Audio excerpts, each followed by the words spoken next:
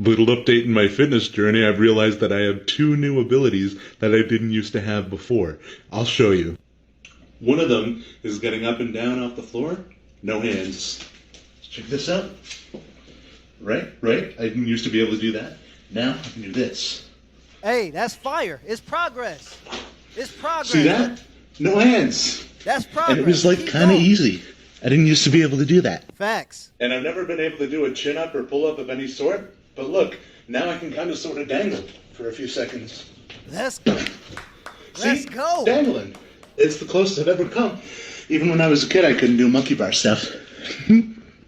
So here we are in month 4 of calisthenics, and I'm really proud of myself, and I'm making really excellent progress. Fact. This is your daily reminder to get your ass in the gym. We will not be contributing to the pussification of masculinity. It's okay to start off being fat, lazy, and broke, but it's not okay to stay fat, lazy, and broke. Before you conquer the world, you gotta learn how to conquer yourself, so the goal is to be 1% better every single day. Yes, working out is hard, but so is heart disease. You have to understand that everybody has bad days, but the goal is to have more good days than bad days, so at least you're going in the right direction. When you take steps in the right direction, you inspire other people to do the same. My mom's weight has been dropping like crypto, and my brother just lost 10 pounds last month. And maybe your goal isn't to be more physically disciplined. Maybe your goal is to be more financially disciplined. Either way, you have to start by asking yourself, how can I change my daily routine so that I'm one step closer to my goal every single day? For example, if you make $20 an hour and you work 2 extra hours every single day, you'll be at plus 40.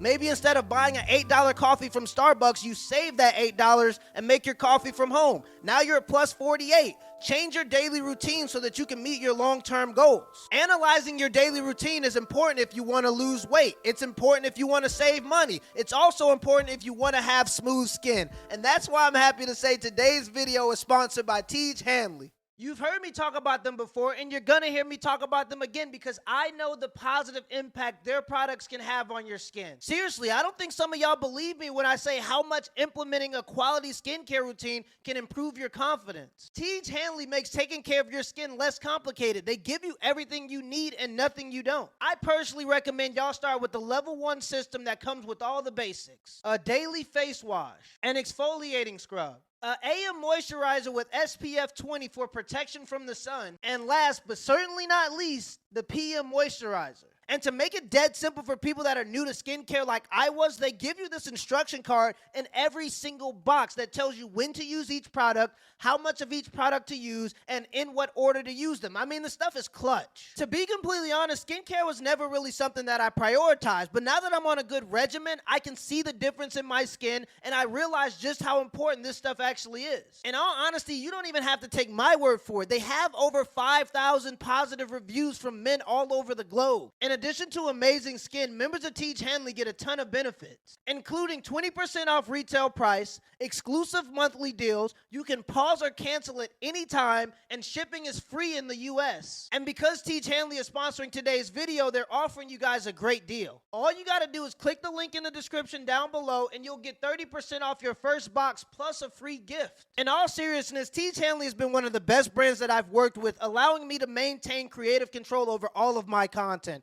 This is a great way to support the channel, so click the link in the description below and get started today. Clinical psychologist Dr. David Lay has a theory about why these young men are so angry.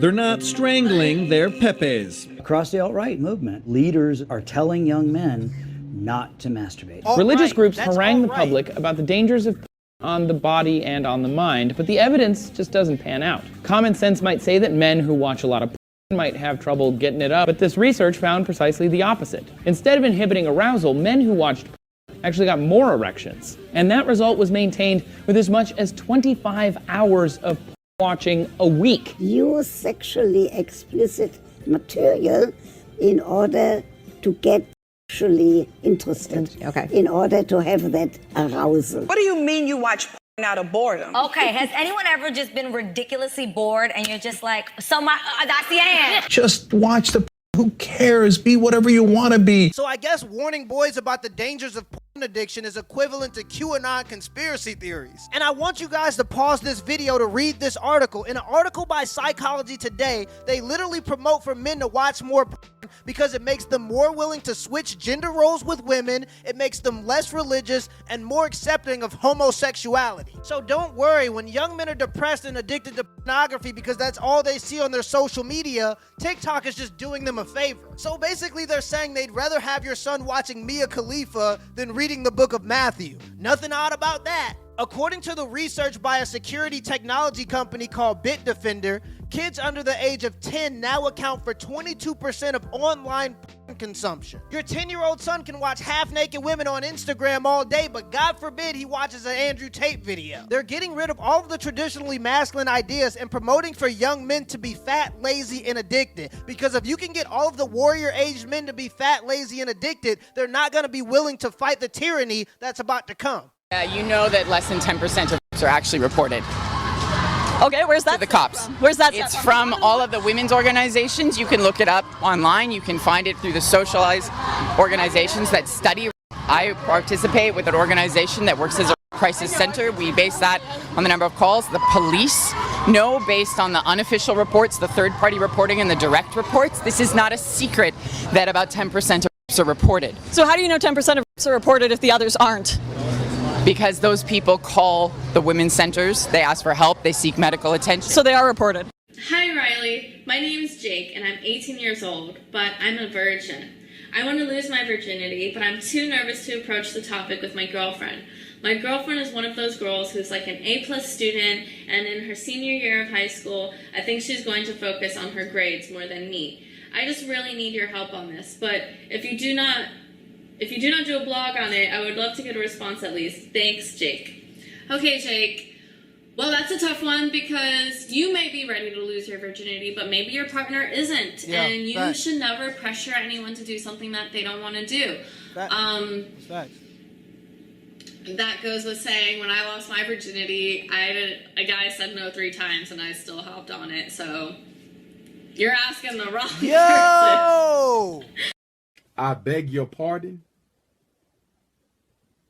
I beg your pardon. You should never pressure anybody, but when he said no 3 times, I still jumped on. Now imagine if Kevin Samuels or Andrew Tate said this. They would be put in prison faster than you can say no means yes. And then she had the nerve to double down. When I lost my virginity to a Brit that I R-worded, smiley face, LOL, he said no 3 times and I just jumped on that. He was like, no, not now. A man can lose his entire livelihood due to an allegation, but a woman can literally admit to a crime and still not be held accountable. I guess the moral of the story is don't go to a porn star for dating advice because it might get you put in prison. Let me know if this video was a W or a L in the comments below, and make sure y'all give me the HBO special. That's the Help a Brother Out special. Hit the like and the subscribe button for more content. Till next time.